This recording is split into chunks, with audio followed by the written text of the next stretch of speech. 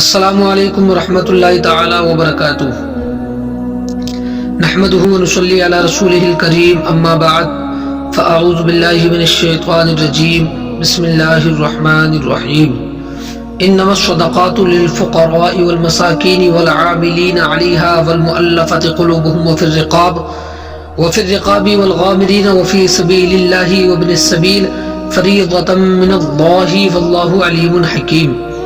صدق اللہ العظیم۔ آئیے ایک مرتبہ درود پاک پڑھیں۔ اللہم صلی علی سیدنا و مولانا محمد مبارک وسلم، صلاۃ و سلام علیک یا رسول اللہ صلی اللہ تعالی علیہ وسلم۔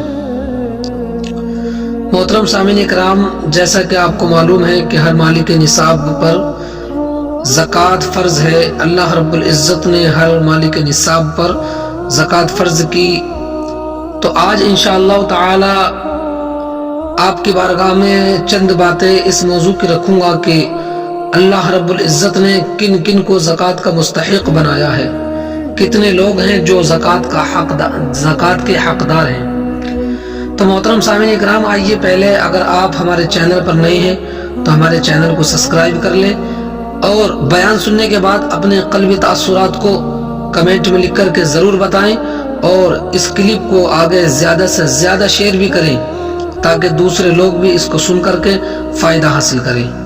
تو آئیے چلتے ہیں موضوع کی طرف کہ اللہ رب العزت نے زکوٰۃ فرض کی تو زکوٰۃ کے مستحق کتنے لوگ ہیں۔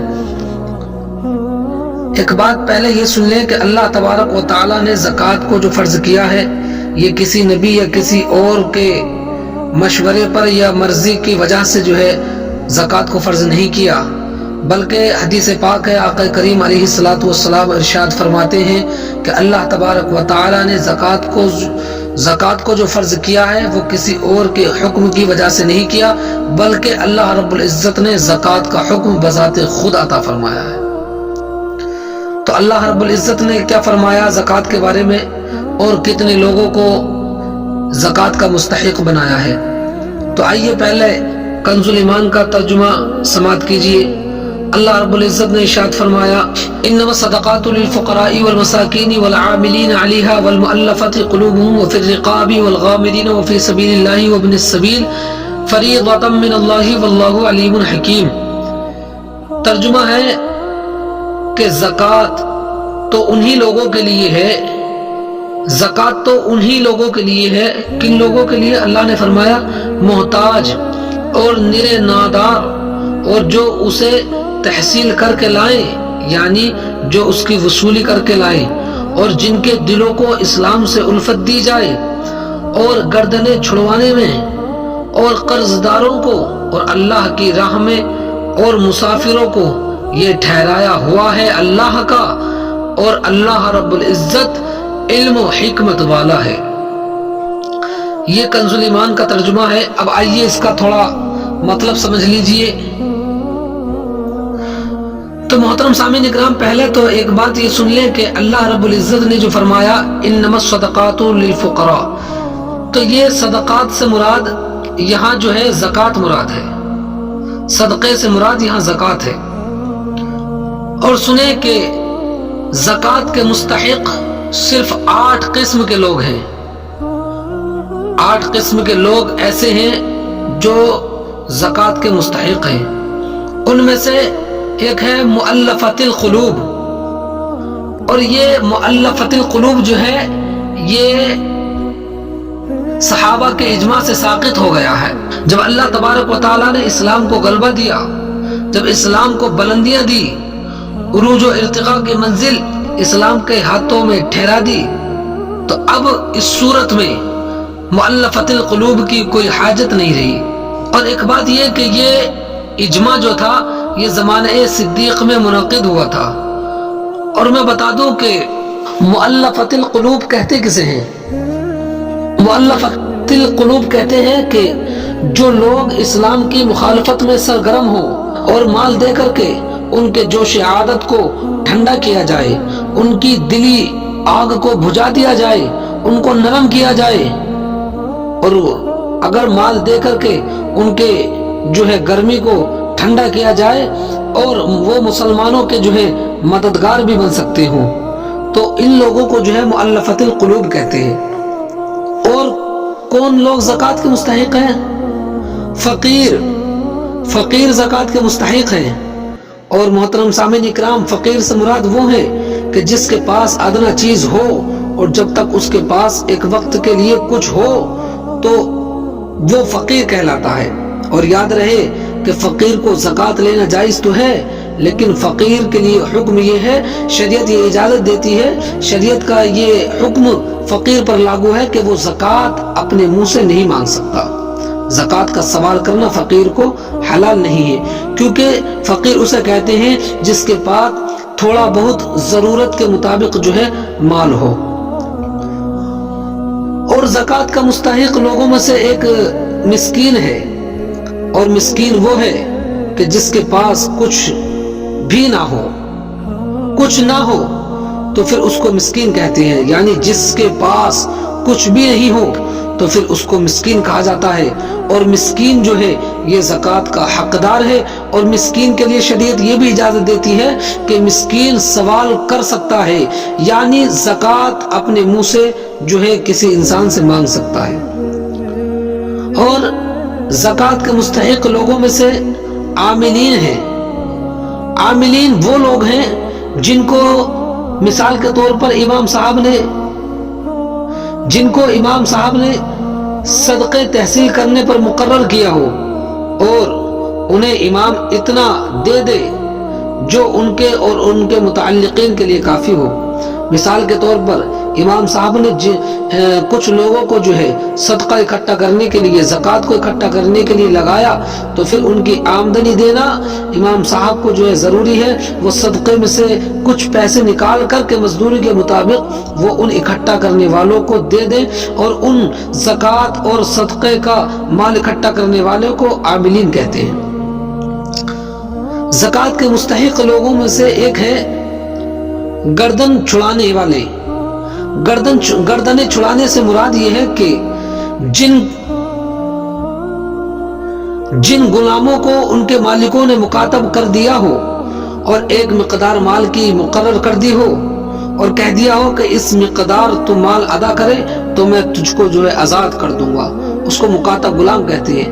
اور اب کسی مالک نے غلام کو مکاتب کر دیا ہو کہ فلاں مقدار اگر تو مجھے مال دے گا تو میں تجھ کو آزاد کر دوں گا، تو اس صورت میں غلاموں کو زکوٰۃ دینا بھی جائز ہے۔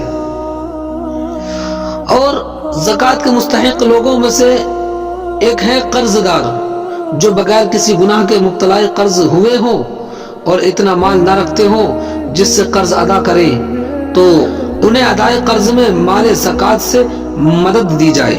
یعنی جو انسان کسی گناہ کیے بغیر ہی قرض میں مبتلا ہو تو انہیں زکوٰۃ کا مال دینا جائز ہے۔ زکوٰۃ کے مستحق لوگوں میں سے ایک یہ ہے کہ اللہ کی راہ میں خرچ کرنے سے بے سامان مجاہدین اور نادار حاجیوں پر صرف کرنا مراد ہے۔ یعنی اللہ کی راہ میں خرچ کرنا، زکوٰۃ جو ہے اللہ کی راہ میں خرچ کیا جائے۔ زکوٰۃ کو مثال کے طور پر حاجی ہے، اگر کسی کے دل میں تمنا ہے کہ میں حج کرنا جاؤں، کوئی چاہتا ہے کہ میں حج پہ جاؤں لیکن اس پر اتنا مال نہیں ہے کہ وہ جو ہے تمام اخراجات کو جو ہے پورا کر سکے، تو پھر اس صورت میں اس حاجی کو جو حج کا ارادہ رکھتا ہو زکوٰۃ دینا جائز ہے۔ لیکن یاد رہے کہ زکوٰۃ کا مال جو ہے حاجی کو اپنے منہ سے مانگنا ہی جائز نہیں ہے۔ اور کسی عالم دین کو طالب علم کو زکوٰۃ لینا، طالب علم کا زکوٰۃ لینا، یہ بھی اللہ کی راہ میں مال کو خرچ کرنا کہلایا جاتا ہے۔ اور ہر نیک کام میں مال کو صرف کرنا یہ اللہ کی راہ میں خرچ کہلایا جاتا ہے۔ اور زکوٰۃ کے مستحق لوگوں میں سے ایک بات ہے ابن سبیل، اور ابن سبیل سے وہ مسافر مراد ہے جس کے پاس مال نہ ہو، تو ابن سبیل بھی زکوٰۃ کا مستحق ہے۔ تو محترم سامعین اکرام، یہ جو میں نے بتائے یہ 8 زکوٰۃ لینے کے مستحق ہیں۔ اللہ رب العزت نے قرآن میں جن لوگوں کو زکوٰۃ لینی چاہیے اور جو زکوٰۃ کے حقدار ہیں ان کو جو ہے واضح طور پر بیان فرما دیا ہے کہ اے دنیا والوں اگر زکوٰۃ دینی ہے تو زکوٰۃ ان لوگوں کو دو. اور یاد رہے کہ زکوٰۃ اگر کسی غنی کو دے دی یا کسی مالدار کو دے دی تو پھر ان کی زکوٰۃ قبول نہیں ہوگی. اور کسی مالدار نے زکوٰۃ کا مال لے کر کے اپنے مال میں ملا لیا تو حدیث پاک میں آتا ہے کہ اس کا مال جو ہے ہلاک ہو جائے گا. اور ایک بات یہ یاد رہے کہ جو آل رسول ہوتے ہیں، رسول کے آل سے ہوتے ہیں، یعنی سید ہوتے ہیں، تو ان کے لیے بھی صدقہ یہ حرام فرما دیا گیا ہے. حدیث پاک میں حضور صلی اللہ علیہ وسلم نے فرمایا آل محمد صلی اللہ علیہ وسلم، آل محمد کے لیے صدقہ جائز نہیں ہے. کیوں جائز نہیں ہے؟ حضور فرماتے ہیں اس لیے جائز نہیں ہے کہ یہ تو آدمیوں کے میل ہیں. پتہ چلا کہ آدمی جب زکوٰۃ نکالتا ہے تو جو زکوٰۃ نکال کر کے اپنے مال کو حلال کرتا ہے تو جو زکوٰۃ کا مال ہوتا ہے وہ آدمیوں کا میل ہوتا ہے.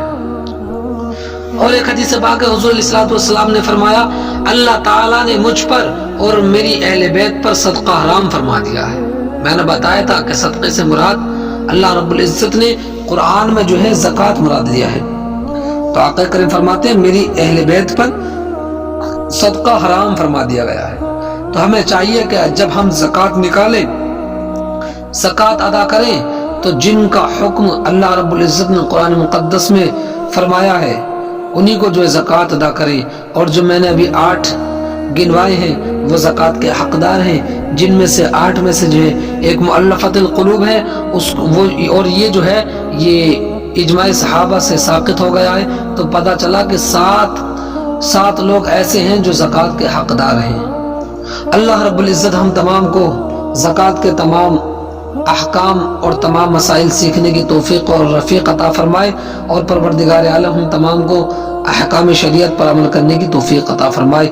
استغفر اللہ ربی من کل ذنب و اتوب الیہ وما علینا الا البلاغ. السلام علیکم ورحمۃ اللہ تعالی وبرکاتہ.